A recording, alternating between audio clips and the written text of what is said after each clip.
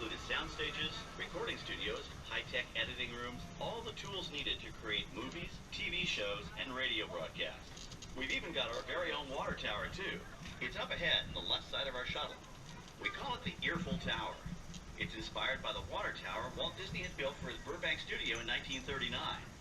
Our Florida tower stands a lucky 13 stories high, and we added our own creative touch, a giant set of Mickey Mouse ears.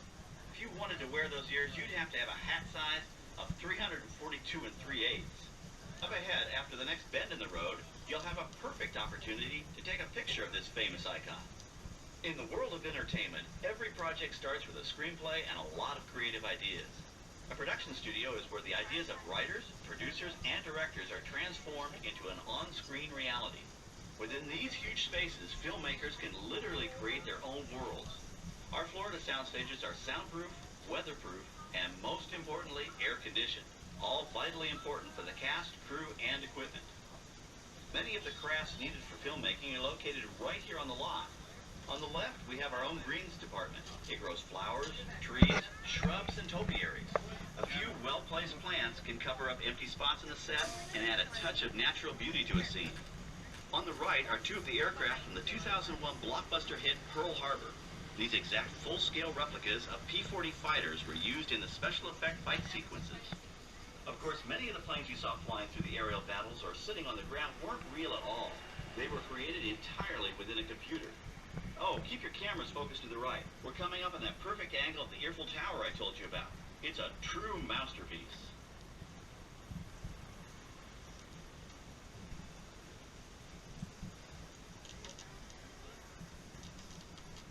We're entering one of our most glamorous and colorful departments, creative costuming. Every star has to have just the right wardrobe, and it all begins here with a designer's sketch. Our team of designers, seamstresses, and tailors can turn 1.5 million yards of fabric into over 25,000 costumes every year. Many of these costumes will become part of the shows and attractions of the Walt Disney World Resort. In fact, here in Florida, we have the largest working wardrobe department in the world. Why, Mickey Mouse alone has over 175 different outfits to choose from, while Minnie Mouse keeps more than 200 unique costumes in her wardrobe. On the left are costumes worn by the stars in recent studio productions. You'll probably recognize some of those costumes from the big screen. Every story needs a setting, and our design staff can create just about any place a script calls for, from an urban city street to a remote desert canyon. On the left is our scenic shop where large-scale sets and props are built. Our team of set designers, carpenters, artists, and engineers has created caves and caverns, game show sets, even replicas of the U.S. Supreme Court and NASA's Mission Control, all on our sound stages. The shop also provides sets and props for our shows and parades here at Walt Disney World. The same skill and craftsmanship that goes into a movie set can also be used to create magic for our parks. Either way, it's all about making dreams come true.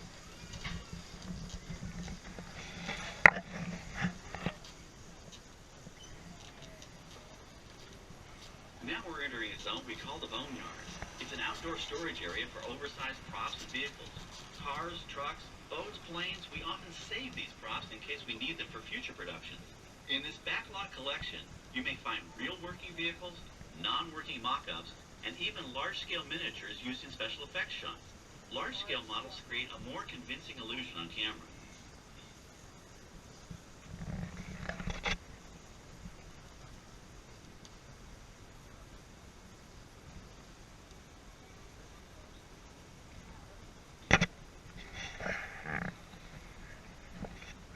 We're now passing by the sets for our Lights, Motors, Action Extreme Stunt Show. On the left, you may catch a glimpse of the Mediterranean fishing village that sets the stage for this thrilling attraction.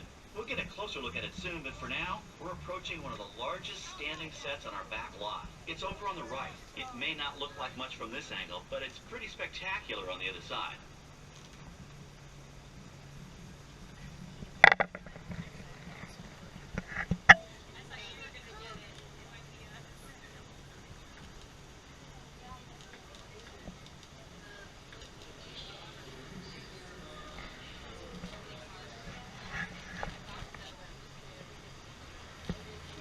Folks, the production crew has just given us clearance to enter the set.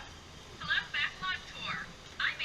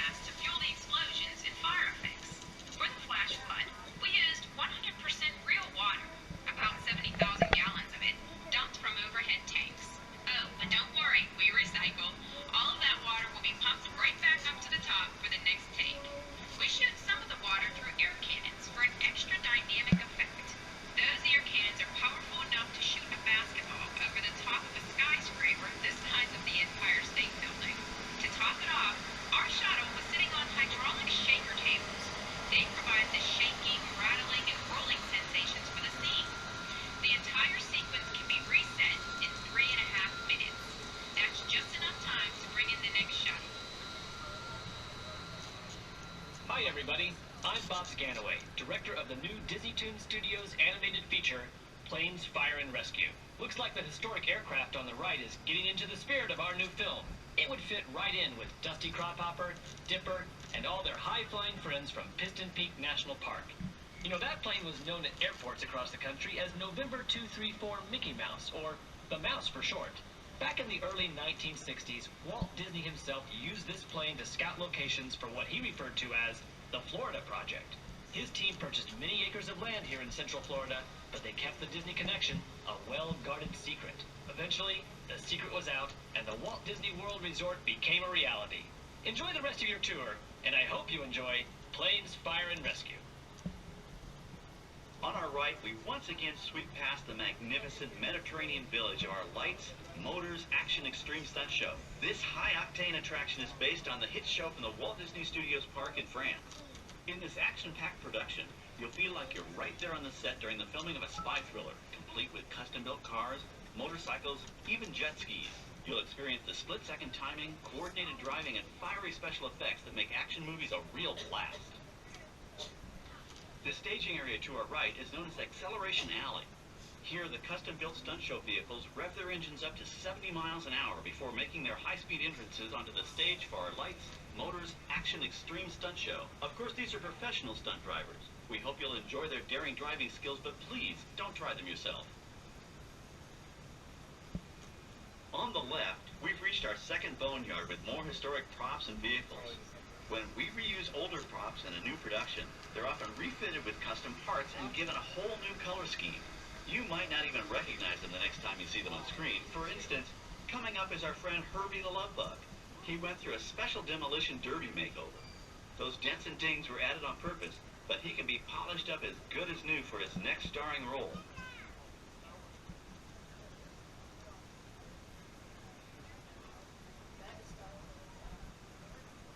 On our right, we now have a very different view of the fishing village set. From this point of view, you can see that there is no inside of the buildings. They are just false fronts or facades. In the movie business, set builders only create what the camera has to see. It's an old movie trick dating all the way back to the silent era. To add to the sense of realism and avoid the cost of set building, many of today's television shows and movies film on location in cities and towns across the U.S. But out in the real world, you've got to contend with noise, traffic, crowds, and various visual elements that may or may not belong in your film. Here on the Backlot, we can avoid these problems because we created our very own flexible urban environment. Our Streets of America facades can stand in for a small town or a giant metropolis. As we come around the last corner on our route, you'll see the skyline of New York City in the distance. It's really a series of painted flats, expertly designed to fool the eye and the camera. We can dress and decorate these streets to look like any city we want, from Chicago to San Francisco. Depending on the choice of vehicles, props, and costumes, we can even turn back the clock and set our story in a different time.